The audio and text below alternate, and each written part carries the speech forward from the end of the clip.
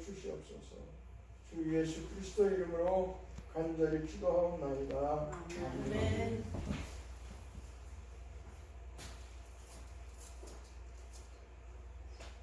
이 시간에는 하나님이 왜 사람이 되셨는가 라는 제목으로 여러분에게 말씀을 드리겠습니다.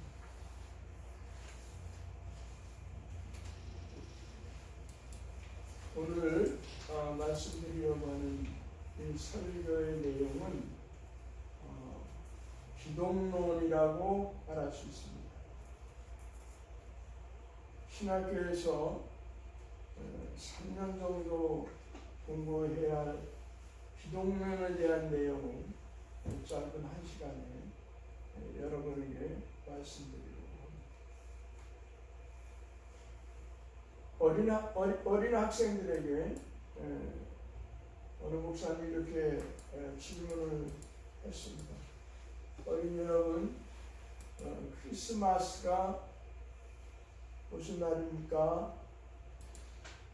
그렇게 물었더니 어린 아이들이 다 대답하기를, 예, 크리스마스는 산타크로스 할아버지가 우리에게 선물 갖다 주는 날이에요. 그렇게 다들 대답을 했습니다. 이것이 세상 사람들이 알고 있는 크리스마스의 의미입니다.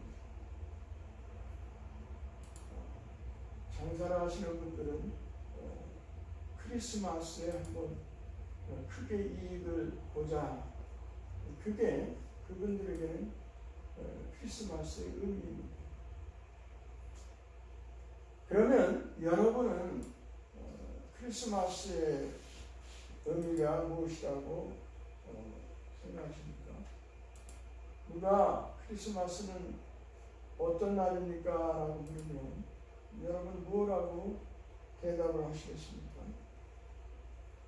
오늘 보면 14절에 보면 사도 요한이 크리스마스가 어떤 날인가 하는 것을 대답해 주고 있습니다. 우리 첫 번째 성경 구절 한번 같이 읽어보겠습니다. 말씀이 육신이 되어 우리 가운데 거하시네 우리가 그의 영광을 보니 아버지의 독생자의 영광이요 은혜와 진리가 충만하더라. 말씀이 육신이 되어 우리 가운데 거하셨다. 여기서 말씀은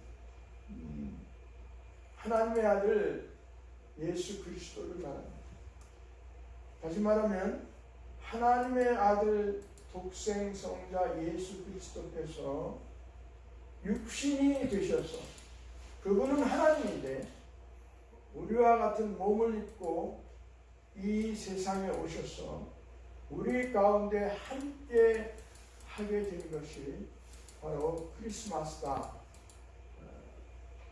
사도 요한은 이런 말씀을 통해서 그렇게 대답해 주고 있습니다. 말씀이 육신되어 우리 가운데 거하셨다고 하는 말은 창조주 하나님이 사람이 되셨다는 말씀입니다. 이것을 다른 말로 말하면 성자 하나님이 육신이 되셨다, 사람이 되셨다. 그래서 우리 한자로 성육신이라고 그렇게 말합니다. 그래서 성자 하나님의 성육신에 대해서 우리가 믿는 사람이라고 하면 세 가지를 분명히 알아야 되겠고, 누가 질문할 때 이 세 가지를 잘 대답해 줄 수 있어야 되겠습니다. 그 세 가지가 뭐냐면, 첫째는 성육신의 목적입니다. 성육신이 성자 하나님께서 우리와 같은 몸을 입고 이 땅에 오셨다고 하면 왜 성자 하나님께서 사람의 몸을 입고 이 땅에 오셨는가? 성육신의 목적을 우리가 알아야 됩니다. 두 번째는 성육신의 방법입니다. 독생성자 하나님께서 사람의 몸을 입고 이 땅에 오실 때 특별한 방법으로 사람의 몸을 입고 이 땅에 오셨습니다. 그러면 왜 특별한 방법으로 사람의 몸을 입고 오셔야만 했는가? 그래서 그 방법이 아주 중요한 의미를 가지고 있습니다.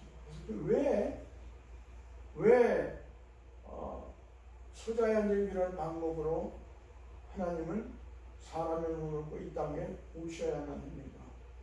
그 성육신의 목적과 아울러서 방법에 대해서 우리가 알아야 되겠습니다. 세 번째는 가장 중요한 이 성육신이 오늘의 나와 어떤 관계가 있는가? 무슨 상관이 있는가?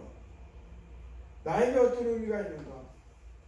왜 나는 이 성육신 사건에 대해서 하나님 앞에 감격하여 감사할 수밖에 없는가? 라는 그 이유를 알아야 되겠습니다. 그러면 첫 번째로 성육신의 목적이 무엇인가? 성육신의 목적. 천사 가브리엘이 처녀 마리아에게 나타나서 성자 하나님의 성육신 목적을 말해 주었습니다. 우리 두 번째 성경 구절 한번 읽어보겠습니다. 마태복음 1장 21절. 아들을 낳으니 이름을 예수라 하라. 이는 그가 자기 백성을 그들의 죄에서 구원할 것이라 하더라. 여기서 그는 성육신하신 예수 그리스도를 말합니다. 자기 백성은 하나님이 예정 가운데 인류 중에서 선택하신 사람들을 말합니다.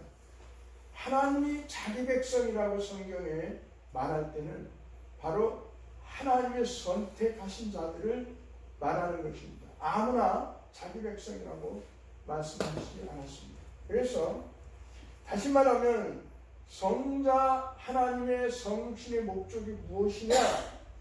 하나님이 예정 가운데 택하신 자들을 죄의 값으로 인한 영원한 지옥 형벌에서 구원해서 그들을 영원한 하나님 나라에 들어가게 할 수 있도록 하기 위해서 성자 하나님께서 사람의 몸을 입고 이 땅에 오셨다.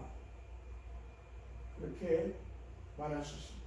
아멘. 한마디로 말하면 하나님께서 죄로 인해서 하나님의 나라에 들어갈 수 없는 하나님의 택한 백성들의 죄를 대속하시고 그들을 정결하게 하여 하나님 나라에 들어가게 하시기 위해서 그런 목적으로 성자 하나님께서 사람의 몸을 입고 이 땅에 오셨다. 그렇게 말할 수 있습니다. 그래서 칼빈은 이런 말을 했습니다. 어떤 분이 성육신 교리가 왜 중요합니까? 라고 질문을 하니까 이렇게 대답을 했습니다. 그리스도의 성육신의 목적은 우리의 구원입니다. 그러므로 만일 성자 하나님의 성육신이 없었다면 우리의 구원도 없습니다. 그렇게 대답을 했습니다. 다시 말해서 만일 성자 하나님의 성육신이 없었다면 예수 그리스도의 십자가의 죽음도 부활도 있을 수 없었을 것이고 예수 그리스도의 죽음과 부활이 없었다면 당연히 오늘의 기독교도 없고 저와 여러분도 구원을 받지 못했을 것입니다. 두 번째로 하나님이 어떻게 사람이 되셨는가? 성육신의 방법입니다. 여러분, 창조주 하나님이 사람이 되신다고 하는 것은 있을 수 없는 일이고 불가능한 일입니다.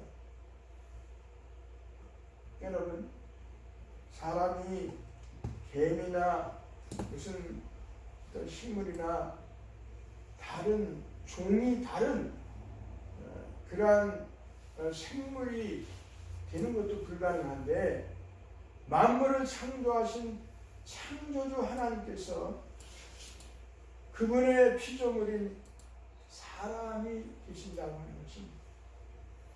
우리 인간의 이성이나 인간의 경험이나 지혜나 논리로는 설명할 수 없는 하나의 신비입니다. 그래서 우리는 이것을 완전히 이해할 수 없지만 그러나 성경을 통해서 어떻게 하나님이 사람이 되셔서 우리의 속죄의 제물이 되시기 위해서 오셨는가 하는 그 성육신의 방법에 대해서 조금은 우리가 알 수가 있습니다. 우리 세 번째 성경 구절 읽어보겠습니다. 누가복음 1장 34절 35절. 마리아가 천사에게 말하되 나는 남자를 알지 못하니 어찌 이를 수 있으나 천사가 말하되 성령이 내게 임하시고 지극히도 높으심의 능력이 너를 받으시니 이러므로 자식과 거룩하는 하나님의 아버지가 그러시리라. 한마디로 말하면 사람으로서는 이해할 수 없고 또 사람으로서는 도저히 그 방법을 알 수 없지만 하나님은 성자 하나님은 남녀 관계에 의한 자연 출산 방법이 아닌 처녀 마리아를 통한 성령 하나님의 능력, 그 초자연적인 방법으로 이 땅에 오셨다고 하는 것입니다. 그러면 우리가 이렇게 다시 질문을 할 수가 있습니다. 이건 아주 중요한 교리인데 왜 꼭 그러면 처녀 동정녀라고 그러죠. 남자를 한 번도 가까이 해본 적이 없는 그러한 순결한 왜 처녀의 몸에 성령 하나님의 역사로 오셔야만 합니까? 그것은 인간의 원죄와 관련이 있습니다. 네 번째 성경 먼저 읽어보겠습니다. 로마서 5장 12절. 그러므로 한 사람 아담으로 말미암아 죄가 세상에 들어오고 그 죄로 말미암아 사망이 들어왔나니 이같이 모든 사람이 죄를 지어서 사망이 모든 사람에게 이르렀느니라. 여기 요지는 그거예요. 모든 사람은 다 죄인이다. 모든 사람은 다 죄인이다. 아담은 하나님이 세우신 인류의 대표였습니다. 그렇기 때문에 언제나 대표성을 가진 사람이 어떤 결정을 하거나 어떤 일을 하게 되면 그를 대표하는 모든 나머지 무리들의 행동과 생각과 같이 그렇게 인정을 하게 됩니다. 하나님은 아담을 창조하실 때 인류의 대표로 창조하셨어요.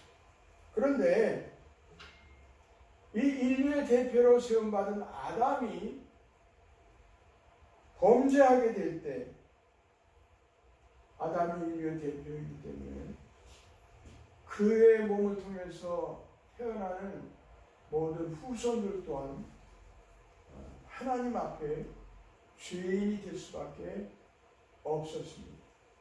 그것을 우리는 원죄라고 그렇게 말합니다. 원죄. 그 원죄하고 비교되는 것은 자범죄라고 하는 것입니다. 자범죄. 그것은 원죄를 가지고 태어난 인간이 살아가면서 그 개인이 범하는 죄를 말합니다. 우리의 죄는 원죄와 자범죄로 구성이 되어 있고 그 다음에 또 깊이 나가는 이제 고범죄라는 게 있고 고범죄는 고의적으로 계획적으로 의도적으로 죄를 범하는 것이고 이제 실수와 허물이라는 게 있습니다. 성경에 허물이라고 말하는 것은 연약해서 인간이 의지가 약하고 모든 것이 약해서 어쩔 수 없이 범하게 되는 그런 죄도 있는 것입니다. 그러니까 어떻든 그러나 중요한 것은 인간은 원죄로 인해서 태어나면서부터 하나님 보시기에는 죄인으로 태어난다. 로마서 5장 12절에 말하는 내용입니다. 그러므로 만약에 성자 하나님께서도 자연적인 출산 방법, 다시 말하면 남녀 관계에 의한 자연 출산 방법을 출생하셨다고 하면 어떤 결과가 오겠습니까? 어쩔 수 없이 아담 할아버지가 보면 원죄를 가지고 세상에 태어날 수밖에 없을 것입니다. 그런 죄인은 하나님 앞에 죄인을 대신할 수가 없습니다. 하나님 앞에 죄인을 대신할 수 있는 사람은 죄가 없는 사람이어야만 합니다. 그러니까 죄인이 죄인을 대신할 수 없기에 죄가 없는 인간으로, 죄가 없는 사람으로, 왜 그러냐면 죄가 있는 인간은 하나님 앞에 증언이 될 수 없기 때문입니다. 그래서 죄 없는 사람이 죄인을 대신해서 죽을 때 비로소 죄의 값을 갚게 되는 것입니다. 그렇기 때문에 성령의 능력에 의한 초자연적인 방법으로 성자 하나님께서는 인간의 몸을 입고 이 땅에 오실 때 그 초자연적인 방법, 다시 말하면 죄와는 상관이 없도록, 죄와 연관되지 못하도록 그렇게 죄 없는 사람으로 이 세상에 오시기 위해서 처녀 마리아의 몸에 나신 것입니다. 이처럼 성육신 하신 성자 하나님은 우리와 똑같은 몸이지만은 그러나 그렇기 때문에 죄는 없다라고 성경은 증거합니다. 우리 다섯 번째 성경 구절 읽어보겠습니다. 히브리서 4장 15절 말씀. 우리에게 있는 대제사장은 모든 일에 우리와 똑같이 시험을 받으시는데 죄는 없으시다. 그러므로 예수님 동정녀 탄생을 부인하는 사람, 자유주의 신학자들은 처녀라고 하는 원어의 말을 이상하게 해석도 합니다. 그는 처녀를 가리키기도 하지만 그냥 영어로 말해보면 그냥 일반적인 여자를 가리킨 거다. 그렇게 해석도 하는데 아니, 만약에 그 처녀라는 단어를 그렇게 해석을 한다고 하면 그것은 결과적으로 예수님의 동정녀 탄생을 부인하는 것이다.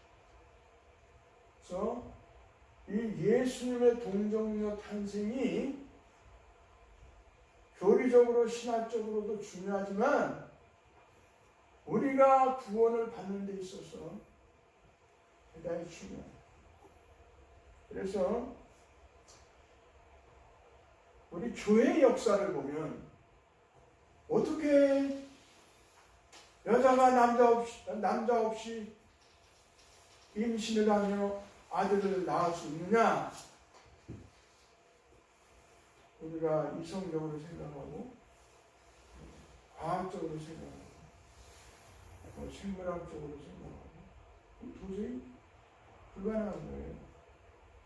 그렇기 때문에 교회 역사를 보면 이 동정녀 탄생, 성육신에 대해서 많은 이단들이 생겼습니다. 그 이단은 오늘날도 있습니다. 세 가지만 그 이단을 말하면, 첫째는 예수 그리스도는 사람일 뿐이다. 하나님이 아니다. 그렇게 주장하고 믿는 사람들입니다. 이것은 예수님이 하나님 되심을 부인하는, 그러니까 예수님의 신성을 부인하는 이단입니다. 대표적인 그런 이단들이 뭐냐? 몰몬교나 또 이슬람이나 또 안식교 그런 사람. 예를 들어서 이슬람에서는 예수님을 인정을 합니다.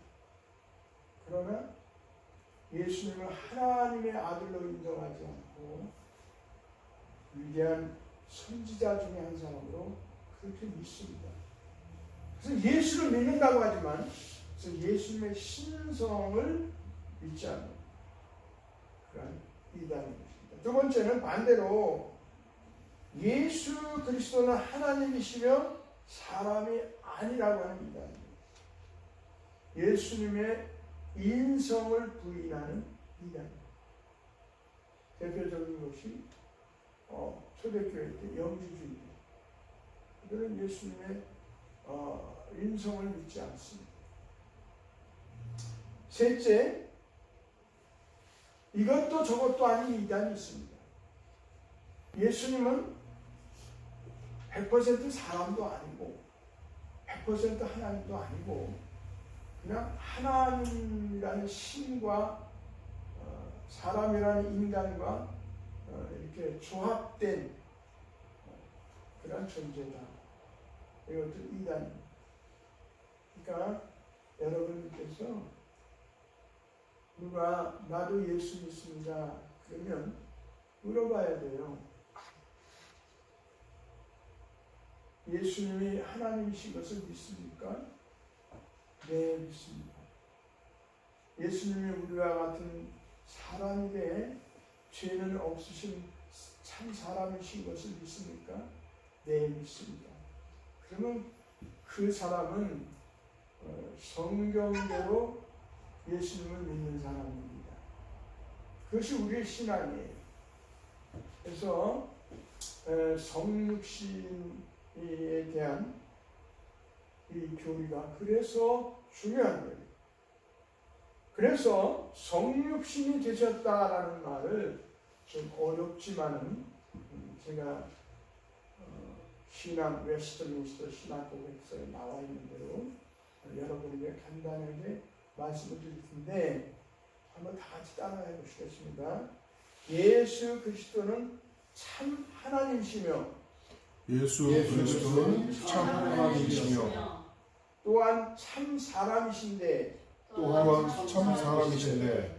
그러나 하나의 인격을 가지신 분으로 신격과 인격이 혼합되거나 분리되지도 않고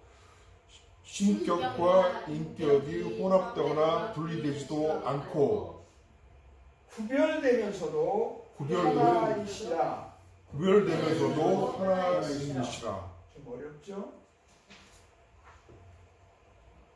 예수 그리스도는 참 하나님이여 참 사람이시다라는 것까지는 여러분이 쉽게 이해할 수 있지만 그러나 하나의 인격을 가지신 분으로 하나의 인격이라는 건 뭐냐면 우리가 삼위일체를 말할 때 성부, 성자, 성령 삼위인격을 말합니다. 위라는 것은 person, 인격을 말합니다.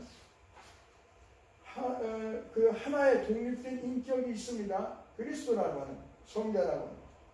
그러면서도 성부, 성자, 성령이 인격이 혼합되거나 그렇다고 완전히 분리는 따로따로 떨어져 있는 것이 연관성이 분리되거나 그렇지 않다는 거예요. 그러면서도 삼위 하나님이 구별되면서도 하나이시다.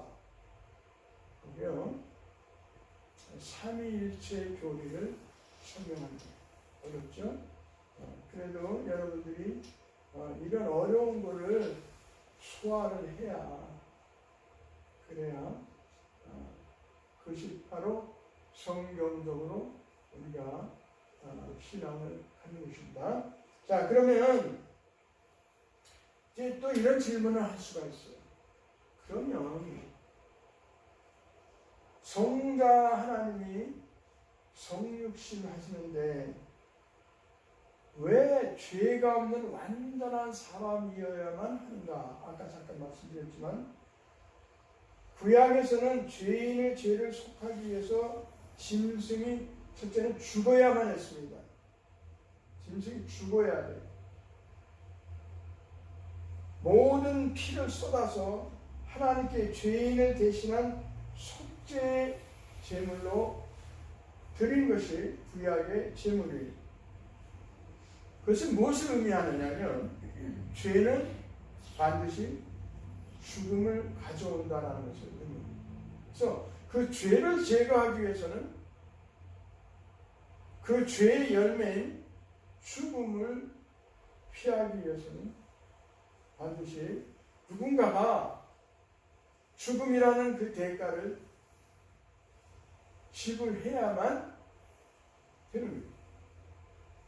성자 하나님이 사람 되신 이유도 이런 속죄 제물이 되기 위해서 오셨고, 그래서 반드시 성육신하신 성자 하나님은 죽어야만 합니다. 죽어야. 안 죽으면 안 돼요. 그러면 죽지 않으면 우리의 죄값을 대신할 수가 없어요. 그래서 구약의 제사는 언제나 신약에 오실 메시아의 그림자라고 히브리서에 그러니까 구약은 그림자고 신약은 실체예요. 구약은 예언이고 신약은 성취예요. 그래서 신약과 구약은 서로 긴밀한 연관이 있기 때문에 신약만 믿어도 안 되고 구약만 믿어도. 그러나 이단 가운데는 구약을 안 믿고 신약만 믿는 이단이 있어요. 반대로 이단 가운데는 신약을 안 믿고 구약만 믿는 이단이 있어요. 대표적인 게 이슬람이죠. 이슬람은 신약을 안 믿고 구약만 믿고. 그렇기 때문에 죄의 삭은 사망이기 때문에 그러므로 피 흘림의 제사, 즉 죽음이 아니면 누구도 하나님 앞에 죄를 용서받을 수가 없기 때문에 인간의 몸으로 오셔야 했습니다. 그래서 구약에서의 피의 제사는 이스라엘 백성들을 위한 제사였으나 그리스도께서 십자가에 죽으신 제사는 온 인류의 죄를 해석하기 위한 제사였습니다. 이는 단번에 드린 제사라고 그렇게 성경은 말합니다. 그래서 신약 시대에는 더 이상 반복적으로 구약에서와 같은 짐승을 잡아서 피를 뿌리고 짐승을 각을 떠서 불태워 드리는 그러한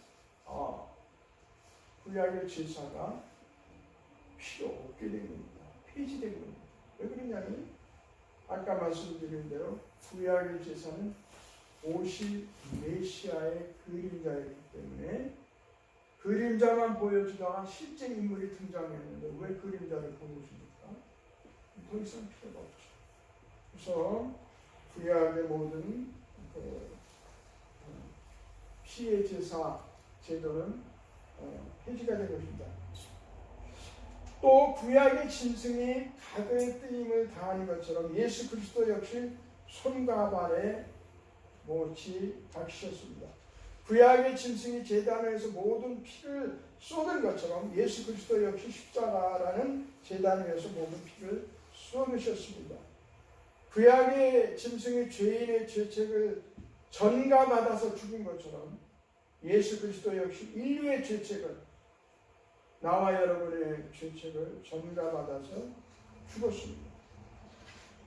그런데 구약에 보면 하나님께 드리는 제물에 대한 조건 가운데 아주 중요한 조건이 하나 있는데 그것은 뭐냐면 언제나 필수적으로 하나님 앞에 드리는 제물은 흠이 없어야 된다는 거예요. 흠이 있으면 하나님 앞에 제물이 될 수가 없어요. 그래서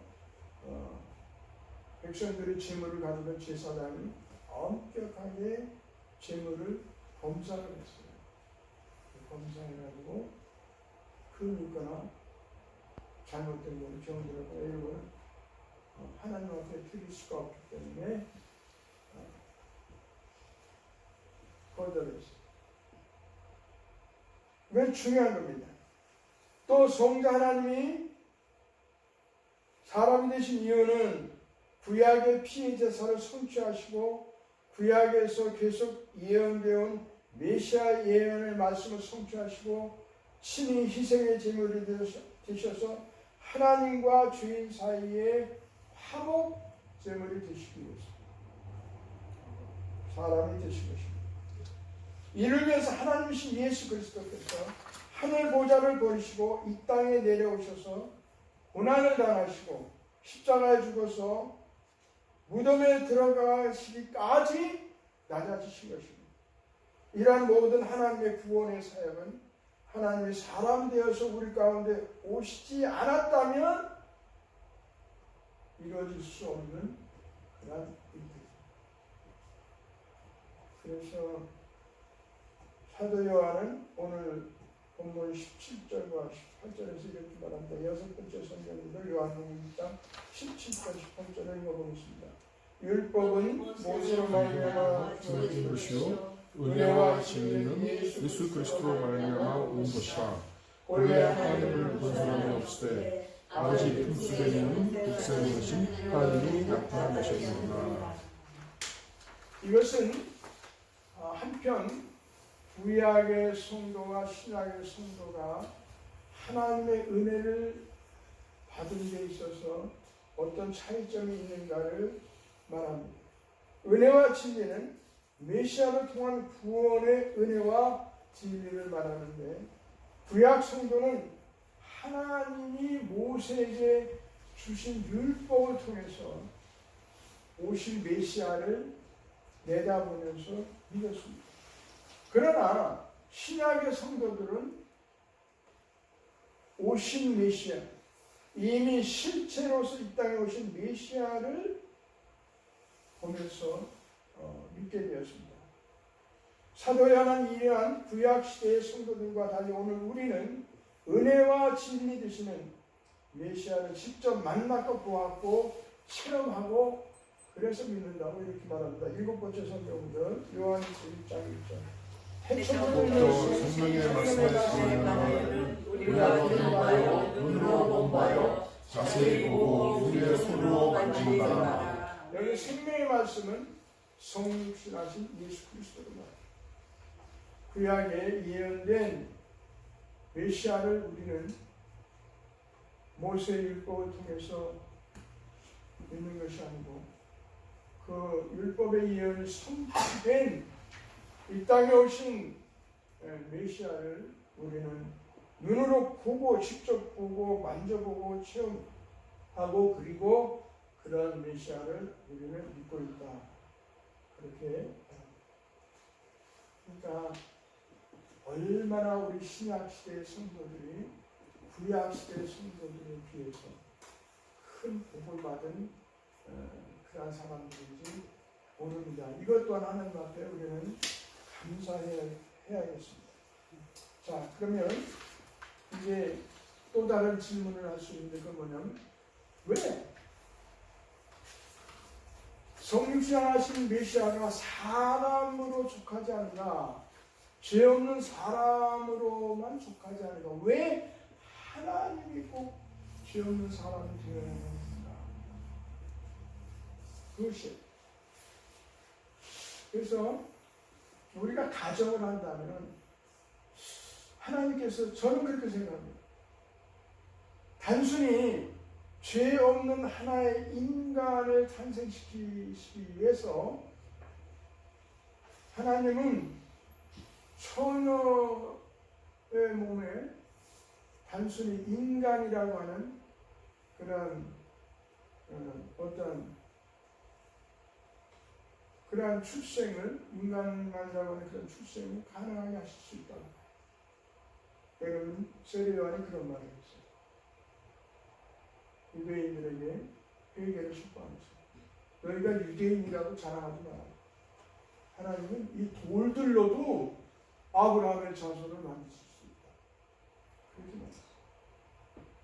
그래서 생각을 깊이 하는 사람은 죄 없는 사람으로 족할 텐데 왜 꼭 하나님이 사람이 되셔야 하나님.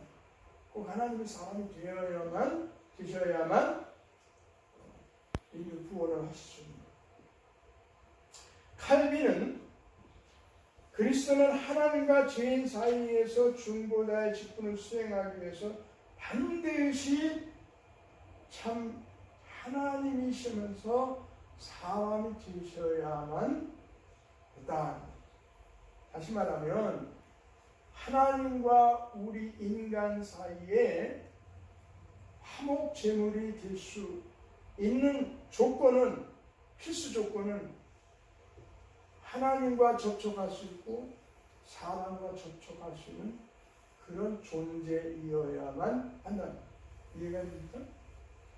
이해가 돼요? 네. 아멘. 왜 그러냐면 인간은 하나님과 직접 접촉할 수가 없어요. 하나님과 직접 접촉할 수가 없으니까 그 중간에 누군가가 하나님과 인간 사이에 다리가 되어서 양편을 연결해 줄 수 있는 그런 존재가 필요하다는 거죠. 그래서 우리는 성경에 중보자라고 해요. 중보자. 네? 중보자. 그래서 칼빈이 이렇게 말했어요. 우리 따라해 보시겠습니다. 그냥 들어보세요. 오직 참 하나님이시며 참 사랑이신 예수 그리스도 그분만이 하나님과 우리 인간 사이의 큰 간격의 중보자가 되어 주셔서 하나님과 인간을 연결하는 다리가 되실 수 있기 때문에 우리의 구속주는 죄가 없는 참 사람이면서 동시에 하나님이셔야만 했다.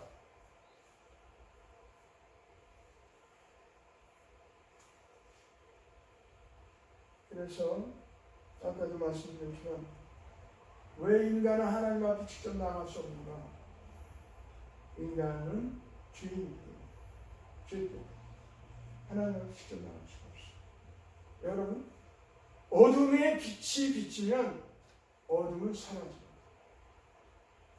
조그만 빛만 비춰도 어둠 속에 비치면 어둠은 사라져요. 마찬가지예요. 같은 논리라고 할 수가 있어요. 어둠이라는 죄에 쌓인 인간이 거룩하신 빛 대신 하나님 앞에 설 때 그냥 존재 자체가 그냥 없어져 버리는 거예요. 이해가 됩니까? 그러니까 죄인 된 인간은 하나님 앞에 직접 나갈 수가 없어요. 설 수가 없어요. 그러므로 죄인이 하나님께 나아가려면 반드시 누군가가 먼저 어둠과 같은 이 죄 문제가 해결되어야만 하나님 앞에 나아갈 수 있는 거예요. 그렇기 때문에 죄가 없는 하나님의 아들이신 예수 그리스도께서 동정녀 마리아를 통해서 죄 없는 사람으로 오셔서 우리 죄를 대신해서 죽으셔야만 했던 것입니다.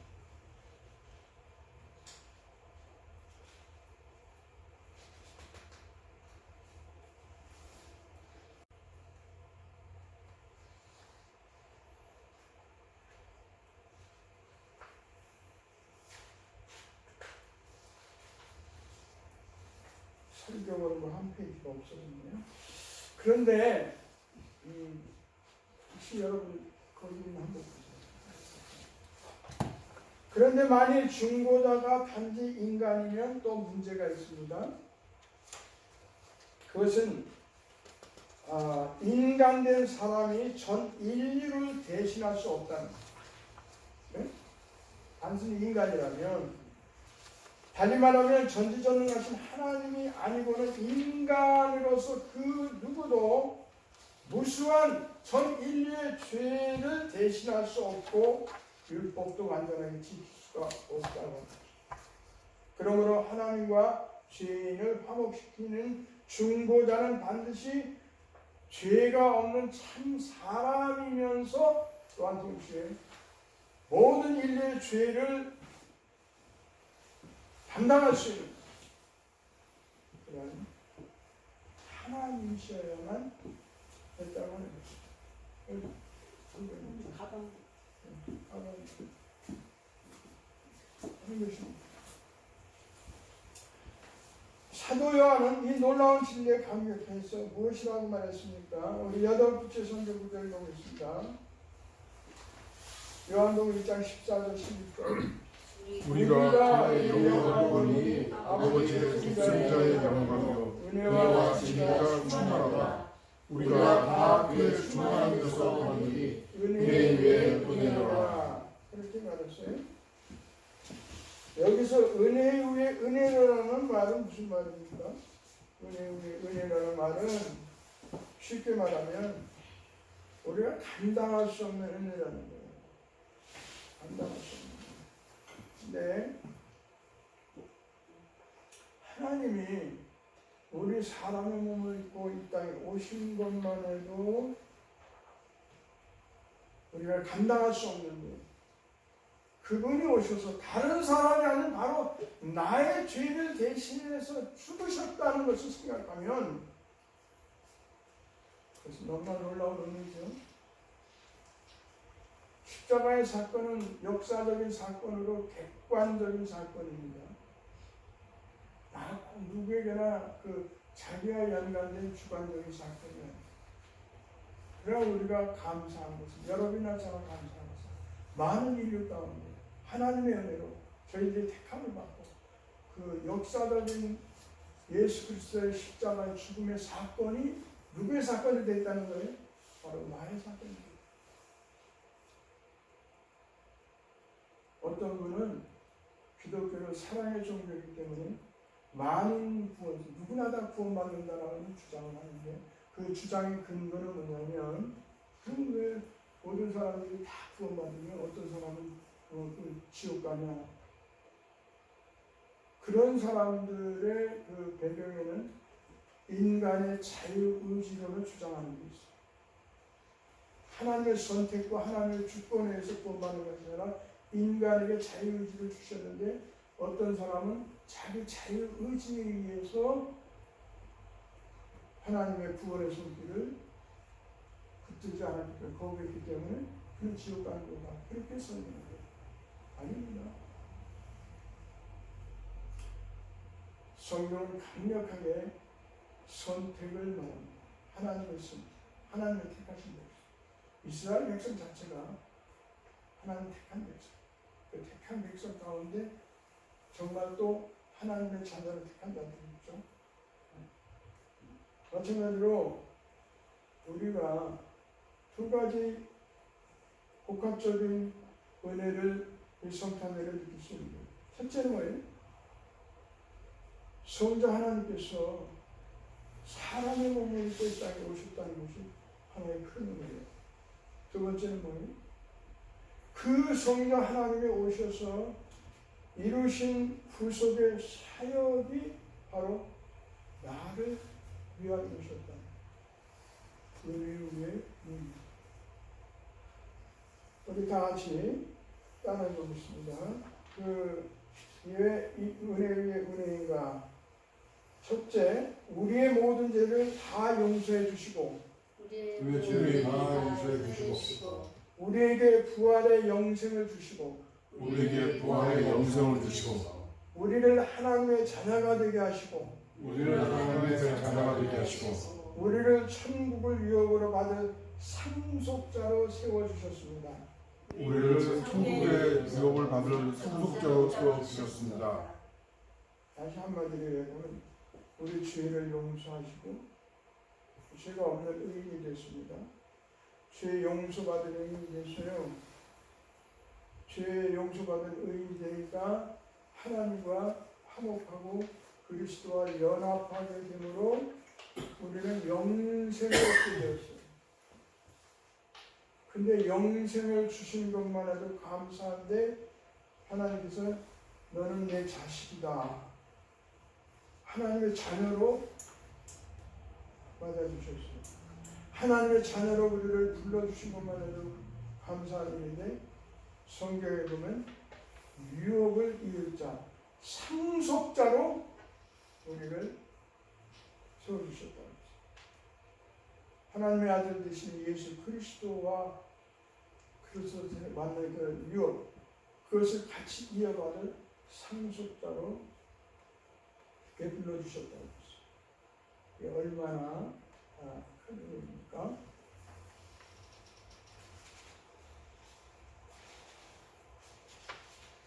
마지막 필요가 없습니다. 예, 결론을 냈습니다. 여기 있습니다.